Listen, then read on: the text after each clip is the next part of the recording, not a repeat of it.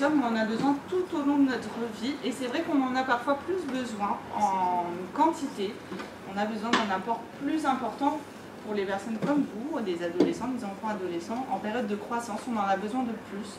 Comme les personnes âgées, tu l'as bien dit, en fait, la densité osseuse, elle diminue, c'est-à-dire que les os sont moins solides, il y a plus de risques en fait, pour les personnes âgées que leurs os se brisent, etc. Donc eux aussi, ils ont, comme vous, besoin d'autant plus de calcium.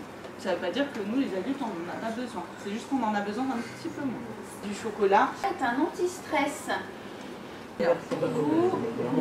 Oui, ok, bah, on va vous demander d'argumenter un petit peu tout à l'heure. Oui, je sais pas, c'est un peu entre deux. Fumer, c'est une drogue. Chocolat n'est pas une drogue.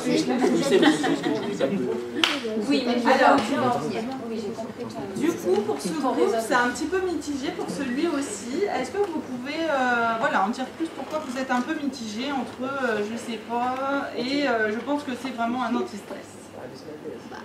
Le chocolat, ça peut être un anti-stress. Quand on est stressé, on mange un aliment qu'on aime.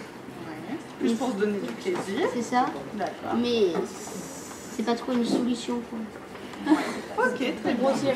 c'est pas bon pour la santé. Fait grossir. Du chocolat. L'intérêt, c'est qu'il contient notamment du magnésium, qui peut agir un petit peu comme un anti-stress, et en effet, ça peut être associé à un plaisir. Donc ça, c'est quand même super important.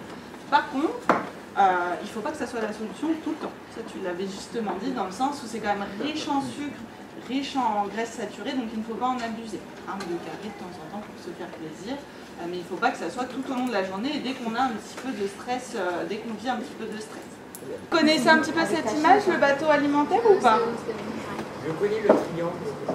Plutôt la pyramide. Oui, voilà la pyramide. Ah oui, la pyramide. En effet, là j'ai utilisé donc un nouveau visuel qui est sorti au niveau national, mais c'est vrai que j'aurais pu utiliser la pyramide, c'est le même principe. Donc là vous voyez, le bateau est dans l'eau, on le sait, l'eau et les boissons non sucrées, ça va être vraiment la base de l'alimentation. C'est vraiment l'hydratation qu'il faut favoriser, 1,5 litre à 2 litres par jour, des petites gorgées tout au long de la journée. Ok ? L'idée, c'est pas d'attendre d'avoir soif pour boire. Quand vous avez soif, c'est déjà votre corps qui vous demande de l'eau, d'une hydratation, parce qu'il est déjà déshydraté. Donc l'idée, c'est d'éviter ça.